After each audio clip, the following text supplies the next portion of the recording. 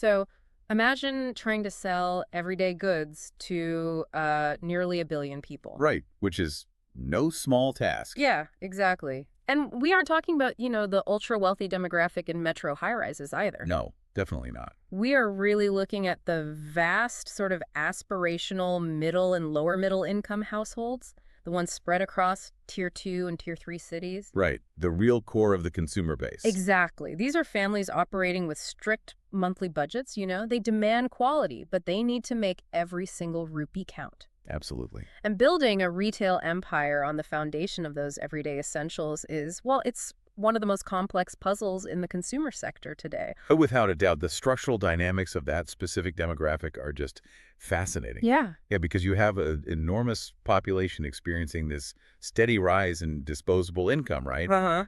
But they're navigating a retail landscape that remains heavily fragmented. It's largely informal. Like local bazaars and stuff. Exactly. So the operational discipline required to capture that specific wallet share at scale is just staggering. Okay, let's unpack this. Because today's deep dive takes a stack of analyst notes, company profiles, and financial snapshots to really dissect the operational machinery of Vishal Mega Mart Limited, or VMM. A super interesting case study. It really is. Our mission for you today is to break down exactly how this offline first value retailer operates. Right. We're going to look at the unit economics driving their expansion, their strategic positioning against some very deep-pocketed competitors, and their trajectory in this rapidly formalizing Indian retail market. Because they aren't trying to build the trendiest lifestyle brand here. No, not at all. They are optimizing for accessibility, consolidating the family shopping trip. Yeah, and to really grasp VMM's model, you kind of have to start with the revenue split. Right, let's get into that. Because it reveals the entire underlying strategy. Based on the recent disclosures we looked at, their revenue is built on 3 distinct pillars. Okay. So 44% is apparel. Wow, 44%. Yeah, it's a lot. Then 28% is general merchandise, and the remaining 28% is FMCG and grocery. Okay, so 44, 28, 28. Exactly. That mix tells us they were playing a very deliberate margin subsidization game. Oh, 100%. The data points clearly to a strategy centered on purchase frequency versus margin capture. Right. Because FMCG and grocery are structurally low-margin, high-velocity categories. Yeah, you buy them all the time. Exactly. Yeah. A household replenishes staples constantly. By dedicating 28% of their revenue to groceries, VMM secures that frequent footfall. They get them in the door. They get them in the door. Yeah. Once the customer is in the store for, say, cooking oil or lentils, VMM leverages that habitual visit to cross-sell into the other 2 categories. General merchandise, like kitchenware and soft furnishings, that offers a healthier margin profile. Right. But that 44% exposure to apparel, that is the true economic engine of the business. Let's contextualize what that transaction looks like in a tier 3 environment. Yeah, let's do that. Think about a standard household weekend errands. If a retailer only offers groceries, that family is highly likely to just visit the local neighborhood kirana. Because it's right there. Proximity and convenience win out. Exactly. And on the flip side, if a retailer only sells apparel, that family might defer the trip until a festival or a specific need arises. Right. It's a destination trip. Yeah. But by merging those categories under one 17,500 square foot roof, VMM engineers a consolidated shopping event. Which is brilliant. You go in for staples, and the spatial layout ensures you walk past higher margin plastic containers or like children's clothing before you hit the register. Right. The basket economics completely change when you execute that well. Totally. They're capturing a larger share of the overall family wallet while amortizing their customer acquisition cost. Which in this case is just the grocery footfall. Exactly. The footfall driven by low-margin groceries. They amortize that across a much higher blended gross margin. I do want to push back on the apparel weighting, though. Okay? Sure. Because having 44% of top-line revenue exposed to fashion carries inherent inventory risk, doesn't it? It definitely can. Trends shift, seasons change, and, dead stock can just destroy a retailer's working capital. Oh, absolutely. So if they misread a seasonal trend, doesn't that wipe out the very margins they are trying to protect? Well, what's fascinating here is if they were playing the fast fashion game, absolutely, that would be a huge risk. Right. But the research notes highlight how VMM actively mitigates that by heavily indexing toward everyday basics. They're treating apparel more like an index fund than a venture capital portfolio, if that makes sense. That's a good way to put it. Instead of taking high-risk bets on avant-garde styles or, fleeting seasonal colors, they stock functional innerwear, basic winter jackets, and standard school or work clothing. So they're stripping the volatility out of the fashion segment. Precisely. I mean, a plain gray t-shirt doesn't expire just because the calendar flipped to a new month. Right, exactly. It drastically lowers their markdown risk. Yeah, that makes sense. The value retail customer in this demographic prioritizes utility, durability, and price point over runway aesthetics. They just need clothes that work. Yeah. VMM rotates their inventory effectively, but the core product has a much longer shelf life than what you'd see at a premium apparel retailer. Sure. The predictability of their clothing sales actually mirrors the predictability of their grocery sales. Wow. Okay. So they've engineered a highly stable, high-margin basket. Very stable. But a good product mix only works if the geographic deployment is sound. Right. Location is everything. And the latest data shows VMM operating 645 stores across 414 cities as of September 2024. Which is a huge footprint. Yeah. I mean, operating in 414 distinct geographic nodes requires an entirely different logistics playbook than just clustering 100 stores in a handful of major metros. It's a sprawling footprint for sure. And the site selection is explicitly anti-metro. Anti-metro. Yeah, VMM isn't burning capital fighting for premium high street real estate in Mumbai or Delhi. Oh, right. That would be incredibly expensive. Exactly.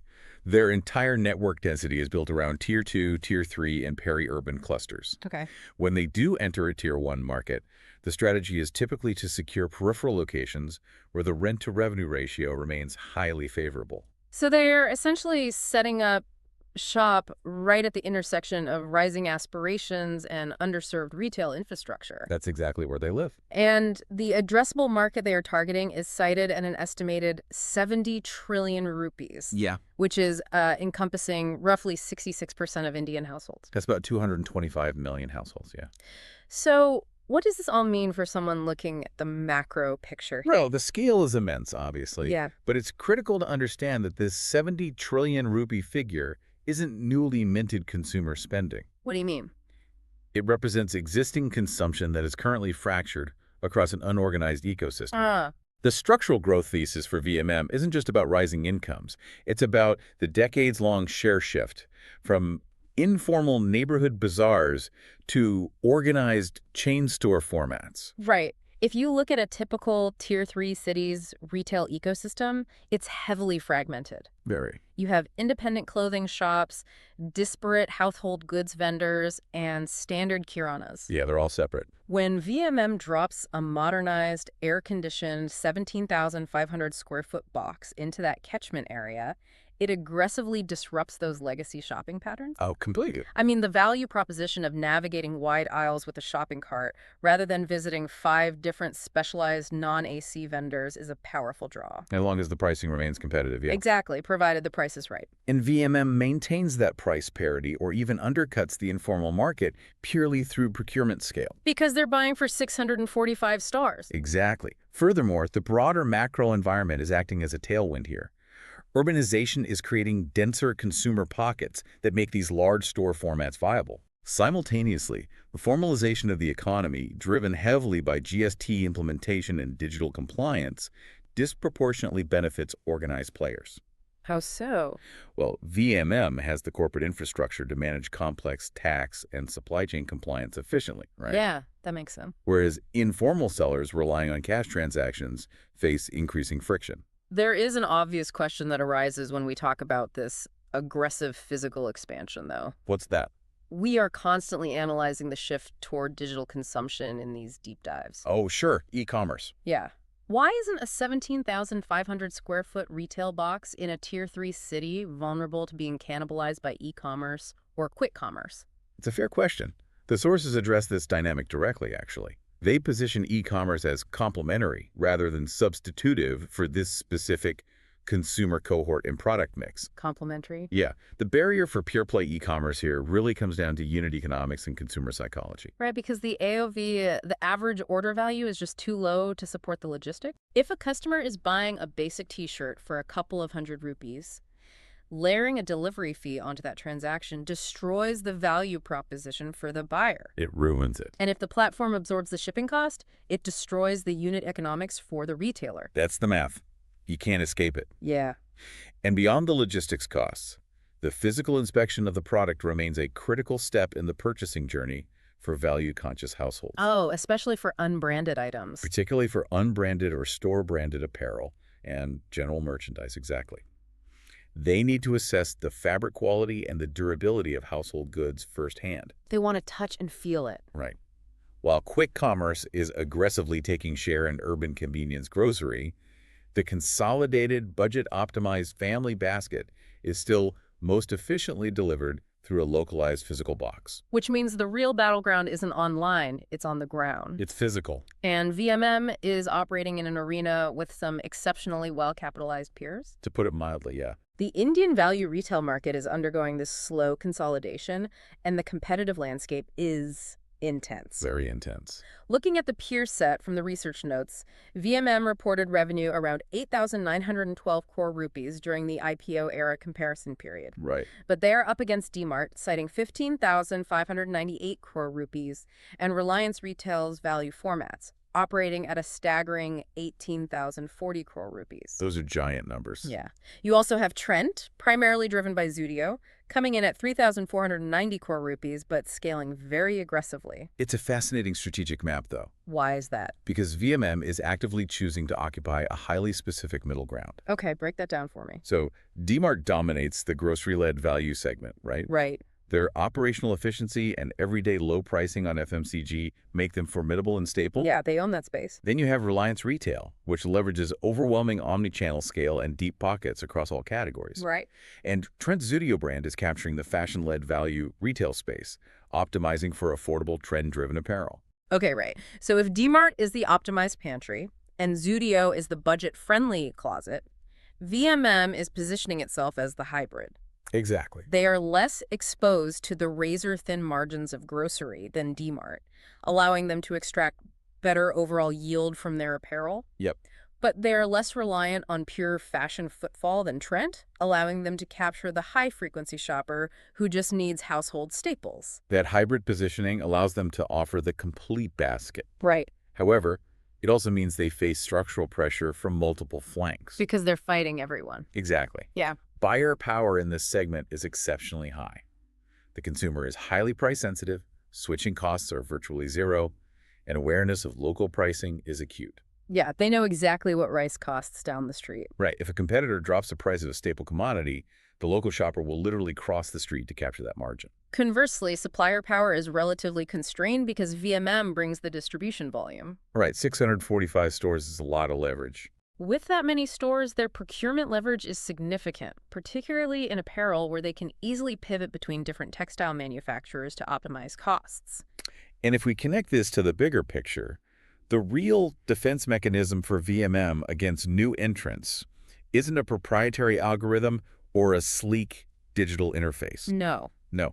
The analysts explicitly note that VMM doesn't possess a unique technological moat compared to its peers. Oh, really? Yeah, their technology just serves to optimize supply chain efficiency and automated replenishment, which is, standard table stakes for modern retail. Sure. Their actual moat is physical distribution density and real estate. Right, because securing 645 favorable commercial leases across 414 Tier 2 and Tier 3 cities, that takes time. Decades of trench warfare. Yeah, setting up the localized supply chains, establishing consumer trust.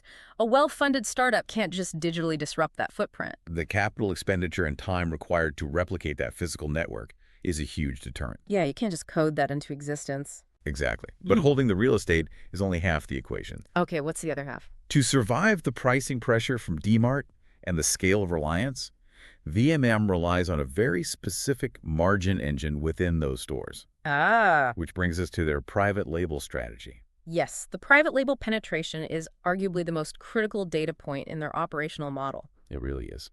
The sources note that approximately 70% to 75% of VMM's total revenue is generated from their own internal brands. Which is incredibly high. Mm. And the breakdown by category is where the strategy really crystallizes. Tell me about the breakdown. In apparel, which is their largest and most profitable segment, at 44% of total revenue, the offering is 100% private label. Wait, 100%? Yep. Every single garment is their own brand. Wow. General merchandise sits at roughly 70% private label, and FMCG is deliberately lower at around 30%. So by pushing private labels, they completely bypass the margin stack associated with national brands. They cut out the middleman entirely. Because when a retailer sells a third-party FMCG product, they are essentially subsidizing the manufacturer's marketing budgets, corporate overhead, and distribution costs. Exactly. By manufacturing and selling their own brands, VMM controls the entire cost structure from production to the shelf, Right. which allows them to maintain gross margins around 28% and store-level EBITDA margins near 14%. The strategic nuance here, though, is how they overcome the brand trust barrier. Yeah, that's what I was wondering. Because the value consumer is highly protective of their discretionary spend, right? Absolutely. Convincing them to abandon a widely recognized national brand for an unknown in-house label requires a psychological bridge. And that bridge is the 30% of FMCG that is third party. Bingo. The recognized national brands act as loss leaders or trust validators. Exactly. The customer walks in for a recognized brand of detergent because VMM has priced it sharply. Right. Once the store has validated its promise of value and quality on a known commodity, the friction to try a VMM-branded kitchen container or a VMM t-shirt drops significantly. The trust transfers from the national brand to the physical store itself. That's fascinating. Once the consumer trusts VMM as a curator of value, that 100% private label apparel segment becomes highly lucrative. I see. They have built an ecosystem where the low-margin national brands acquire the customer, and the high-margin private labels generate the actual profit. The execution of this strategy reflects clearly in their FY26 financial snapshot. The numbers are solid. Yeah.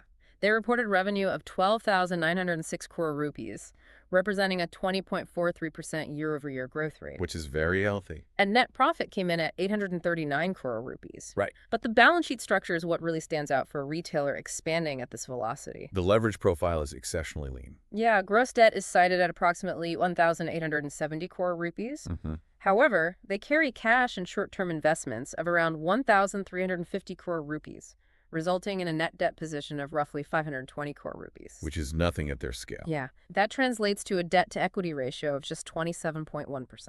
And here's where it gets really interesting.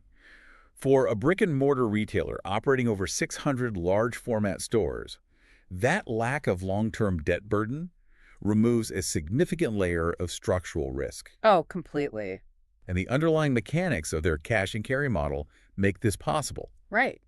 Since we all know how the cash-and-carry model fundamentally impacts working capital, we can just look at their days receivable, which is basically zero. Because a customer buys a basket of goods and finalizes the transaction at the register immediately. The cash generation is instantaneous, yeah. But the inventory procurement on the back end operates on standard supplier credit terms. So they get the goods on credit. VMM secures the inventory, puts it on the shelf, and collects cash from the consumer well before the 30 or 60-day payable cycle to the supplier comes due. They are essentially running negative working capital. It's beautiful. The suppliers are structurally funding the inventory float, and the internal cash generation is robust enough that VMM can fund its aggressive store rollout primarily through internal accruals rather than loading the balance sheet with external debt. Exactly. And as they layer on additional revenue through same-store sales growth, the operating leverage kicks in beautifully. Right. Because when a mature store increases its sales volume, the fixed costs, like the lease and the baseline store payroll, remain relatively static. So a larger percentage of every incremental rupee flows directly to the EBITDA line. That sets up the growth expectations for the coming years. And what are those expectations? Management is targeting the addition of 80 to 100 new stores annually. Opening a new 17,500 square foot retail location every 3 to 4 days. Yeah. That requires phenomenal operational discipline. Oh, insight selection, supply chain onboarding, local market penetration. It's a huge undertaking. Yes. So the square footage expansion provides a highly visible growth baseline. The secondary growth vector is their target of roughly 10% adjusted same-store sales growth. Which is also ambitious. It is. That metric relies on deepening their share of the customer's wallet within established catchments, How do they do that? often by subtly premiumizing the private label mix, Yeah. Oh, okay. introducing slightly higher tier apparel or more durable general merchandise that commands a better price point while still fitting the value narrative. But the market expects flawless execution, and the bear case highlights several vulnerabilities here. There are always risks. If competition intensifies, say Mart decides to aggressively subsidize grocery pricing in overlapping Tier 2 markets to choke out competitors, VMM's footfall is immediately threatened. And a drop in footfall creates a cascading failure across the unit economics. How so? Well, if traffic slows, the inventory turns drop. Right. To clear that inventory, particularly in the apparel segment, VMM would be forced to increase markdown activity. Which hurts margins. Exactly. That compresses the 28% gross margin, which subsequently deteriorates the 14% store-level EBITDA. Got it. When sales volumes decline, those fixed lease costs become a severe drag on profitability. There is also a significant governance and alignment dynamic to factor in here. Right, the promoter holding. Yeah. The sources note that the promoter holding, Samayat Services LLP, which is backed by Kadara Capital, has reduced its stake substantially. It dropped quite a bit. Yeah, dropping from 74.6% to 40.1% through open market sales following the listing. And the market monitors insider sell-downs very closely. Of course. In this context, it's just a fact that the promoter here is a private equity consortium. Right. And the market is watching this governance and alignment dynamic closely, as it always does when primary backers reduce their equity exposure so dramatically. The sell-down isn't inherently a signal of operational distress, though. No, not necessarily. But the market acknowledges the stellar historical execution. But an ownership transition of this magnitude warrants ongoing scrutiny to ensure strategic continuity. It introduces a layer of long-term transition risk. Yeah, that makes sense. The operational playbook is clearly defined and working, but maintaining that discipline is going to be the true test of the management team going forward. When you pull all these threads together, VMM stands out as an incredibly pragmatic, highly optimized machine built explicitly for the realities of Tier 2 and Tier 3 India. It really is. They bypass the glamour of high street fashion and the cash burn of rapid e-commerce delivery, Right. focusing instead on real estate density, the cross-subsidization of the family basket, and the margin power of private labels. And the current valuation reflects high expectations. Yeah. The market assumes VMM can sustain this aggressive store rollout and maintain that 10% same-store growth rate without sacrificing their EBITDA margins. All while navigating an increasingly consolidated and fierce competitive landscape. Exactly. They have the balance sheet to absorb shocks, Mhm. but the operational execution has to remain flawless. We started this analysis by looking at the aspirational middle-income households of India, balancing budgets against rising consumption needs. Yep. VMM's entire 12,906 crore rupee revenue base is a direct reflection of that specific consumer behavior. Absolutely. But here is the final variable for you to consider as this market evolves. Okay. The entire premise of VMM is capturing the consumer who is migrating from the unorganized local bazaar into their first organized retail environment. Right.